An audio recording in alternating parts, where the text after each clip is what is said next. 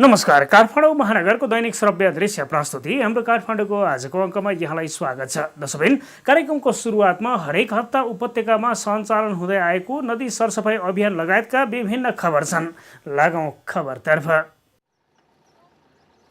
प्रत्येक हप्ता उपत्यकामा गरिँदै आएको नदी सफाई अभियान अन्तर्गत यो हप्ता काठमाडौँ महानगरपालिका वडा नम्बर 14 कुमारी क्लब अगाडि र विष्णुमतीको शोभा भगवती नदी किनारमा सम्पन्न भएको छ। मानव सभ्यतासँग निकट सम्बन्ध राख्ने नदी सभ्यतालाई मानवीय अतिक्रमणबाट जोगाउन सरसफाई गरिँदै आएको हो। यसरी हुँदै आएको नदी सफाई अभियानले विभिन्न नदीहरू सफा गर्ने क्रममा बागमती नदीको 126औं हप्ता, विष्णुमतीको 84औं हप्ता र धोबी खोला 86औं हप्ताको सरसफाई गरिएको छ। अभियानमा महानगरका कर्मचारीहरू, बागमती सफाई अभियानका अभियन्ता, नेपाल प्रहरी र सशस्त्र प्रहरीको उपस्थिति रहेको थियो। अभियानको क्रममा कुमारी क्लब अगाडिबाट 2 टन र विष्णुमती नदी किनारबाट 1 टन फोहोर निकालिएको थियो।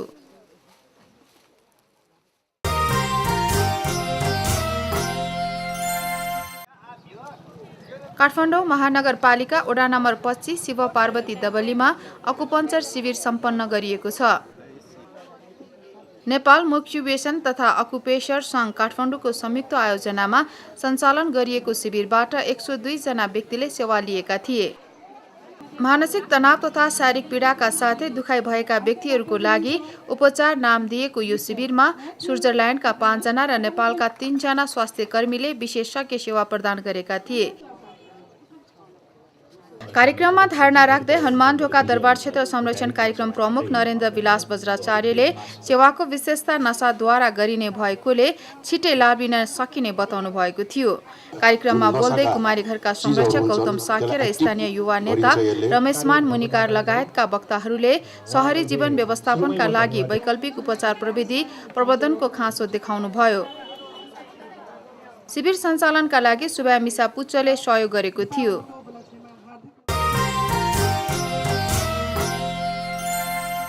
तसर्थ सहरी क्षेत्रमा बसोबास गर्ने मानिसहरू स्वस्थ रहनका लागि व्यायाम गर्छन्, कसरत गर्छन्। यसका लागि सार्वजनिक खुल्ला स्थानमा जाने गर्छन्, बिहान बेलुका पैदल यात्रा गर्छन्। एक अध्ययनले भन्छ वायु प्रदूषणका कारण बिहान बेलुका पैदल यात्रा गर्न उपयुक्त छैन। सन्दर्भमा तयार पारिएको सामग्री अबको सन्दर्भमा समेटेका छौँ।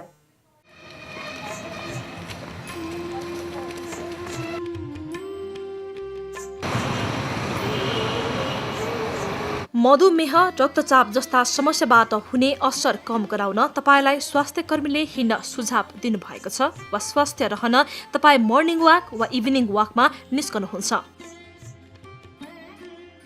यदि यसो हो भने एकपल्ट फेरि परामर्शको आवश्यकता छ, किनभने काठमाडौँमा वायु प्रदूषणको जनस्वास्थ्यमा प्रभावका विषयमा गरिएको अध्ययनले बिहान बेलुकाको पैदल यात्रा दिनको भन्दा हानिकारक हुने देखाएको छ। काठमाडौँको भौगोलिक बनावट, वायु प्रदूषण बढाउने उपकरण, सामग्री तथा उद्योग धन्दाको निर्बाध सञ्चालन, जनसाधारणमा आवश्यक ज्ञानको पहुँच पुर्याउन नसकिएकाले वायु प्रदूषण घटाउने मुद्दा प्रमुख मुद्दाको रूपमा स्थापित हुन सकेको छैन।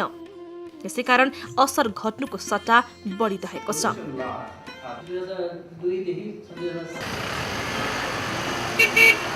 नेपालभरि सवारी साधनमा प्रयोग हुने पेट्रोल खपतको करिब 45% भाग र डिजेल खपतको करिब 15% भाग काठमाडौँ उपत्यकामा हुने गरेको अर्को एक तथ्याङ्कले देखाएको छ। यसरी प्रयोग हुने डिजेल तथा पेट्रोलमा भएका रसायनबाट उत्पन्न हुने धुवामा पाइने प्रदूषक तत्त्वले मानिसको मुटु, फोक्सो लगायतका भित्री अङ्गमा प्रत्यक्ष नकारात्मक असर गरिरहेको छ भने रगत, कलेजो लगायतका अन्य अङ्गमा अप्रत्यक्ष तर दीर्घ रोग जन्माउने मन्द विषको काम गरिरहेको छ। यस कोणबाट नेपालका अन्य स्थानको तुलनामा काठमाडौँमा वायु प्रदूषणको प्रभाव बढ्छ। काठमाडौँको सडकमा गुड्ने विभिन्न प्रकारका 6.5 लाख भन्दा बढी सवारी साधनले यो इन्धन खपत गरिरहेका छन्।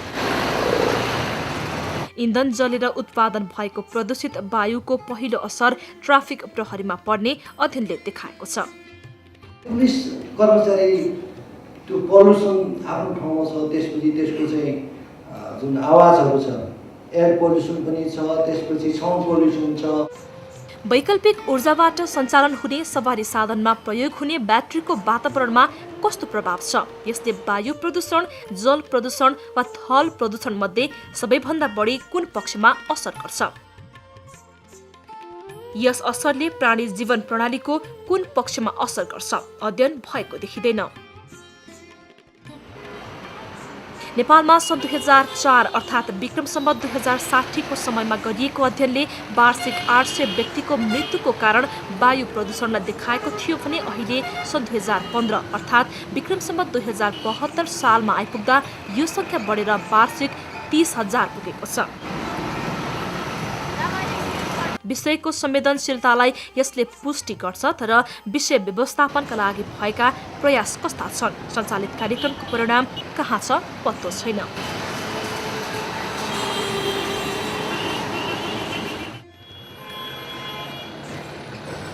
अत्याधिक सवारी साधनको चापबाट उत्पन्न आवाजले ध्वनि प्रदूषण बढाएको छ। धुवाँ र धुलोले वायु प्रदूषण बढाएको छ। सन् 2013 मा काठमाडौँका विभिन्न स्थानमा गरिएको वायु प्रदूषण मापनमा विश्व स्वास्थ्य संगठनले कायम गरेको मापदण्ड भन्दा 11 गुणा बढी हानिकारक वायु पाइएको थियो। यस प्रकारको प्रदूषण पर्यावरण र मानव स्वास्थ्यका लागि अत्यन्त हानिकारक मानिन्छ। क्लाइमेट पनि चिसो अलिक ड्राई भएकोले होला अलिक पोल्युटेड फिल भइरहेको छ। धेरै नै प्रदूषण हाम्रो नेपालमा त झन् एयर पोल्युसनले गर्दा धेरै हानि भइरहेछ। अब गरिब धनीहरूलाई ठिकै छ, पैसा तिर्छ, पैसाले हुन्छ, जिन्दगी बन्छ। गरिबहरू के हुन्छ? त्यही पोल्युसनले गर्दा हुँदैन त, जिन्दगी त गएन।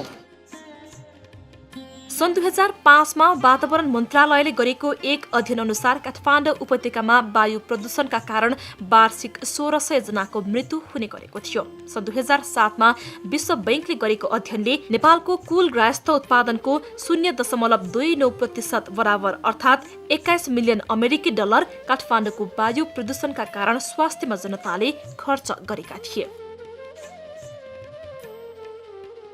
PM 2.5 श्वास प्रश्वासका क्रममा मानिसको फोक्सोमा पुग्ने धुलोका कणहरू हुन्। यी कणहरू मानव सृजित गतिविधिकै कारण उत्पादन भइरहेका छन्। सवारी साधन र इटा भत्ता लगायतका उद्योगका अतिरिक्त बिहान बेलुकी फोहोर जलाउने प्रवृत्ति, लोड सेडिङका समयमा सञ्चालन गरिने जेनेरेटर वायु प्रदूषण वृद्धि गर्ने मानवीय आचरण हुन्। राजनीतिक चेतना वृद्धि भएका कारण शासन व्यवस्थामा परिवर्तन भयो, तर साझा विषयमा समान धारणा राख्ने मानवीय सोच तथा आचरणमा भने सुधारको गुन्जाइस छैन। राजनीतिले नागरिकमा विकास गराएको चेतना सन्तुलित नभएको सार्वजनिक पदमा पुगेका राजनीतिक कर्मीको धारणा छ। मानव निर्मित अवयवहरू, मान्छेका शरीरका अङ्गहरू प्रदूषित हुनबाट बचाउँ, अरूलाई पनि बचाउँ। त्यसो गर्दा यो धरतीमा हामी जन्मेको सार्थक हुन्छ। काठमाडौँमा वृद्धि हुँदै गइरहेको वायु प्रदूषण कम गराउन वैज्ञानिक आधारमा काम थालनी हुनुपर्छ। यो काम स्थानीयवासीको आर्थिक, सामाजिक तथा राजनीतिक आचरणमा आधारित हुनुपर्छ। अन्यथा अपेक्षित परिणाम प्राप्त गर्न नसकिने अध्ययनमा सहभागी हुनेहरूको धारणा छ।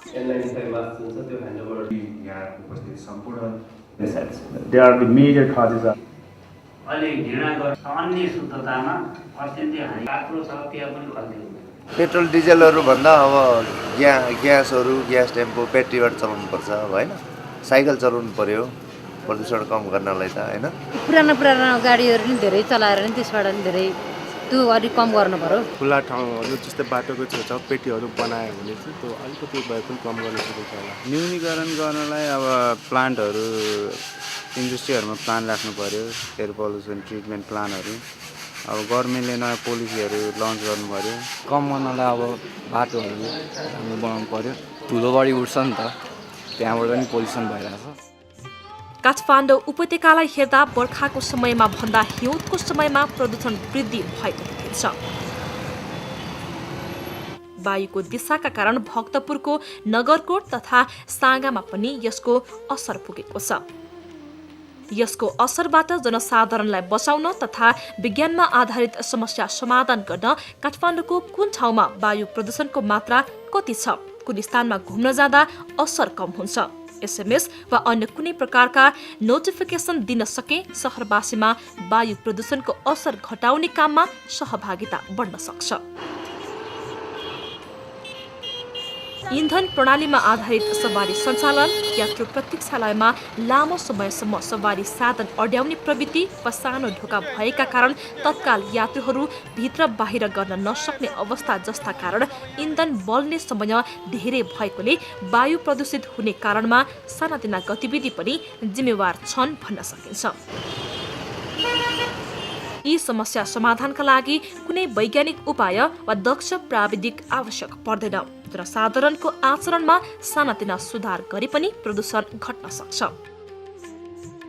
यसरी विभिन्न कोणबाट काठमाडौँको वायु प्रदूषणलाई हेर्दा इन्धनमा परनिर्भरता घटाउँदै वातावरण मैत्री ठूला सार्वजनिक सवारी साधनको संख्या बढाउँदै लैजान, शहरी जीवनमा श्वास प्रश्वासका लागि वायुको मापदण्ड कायम गर्न, उद्योग सञ्चालन व्यवस्थापन गर्न तथा काठमाडौँको मौलिकता संरक्षण गर्दै मानव बसोबास अनुकूल सहर बनाउन सरकारले नीति निर्माण र नागरिक तहमा नीतिको कार्यान्वयन खाँचो पूरा गर्न सके अवस्था सुधार हुन्थ्यो कि?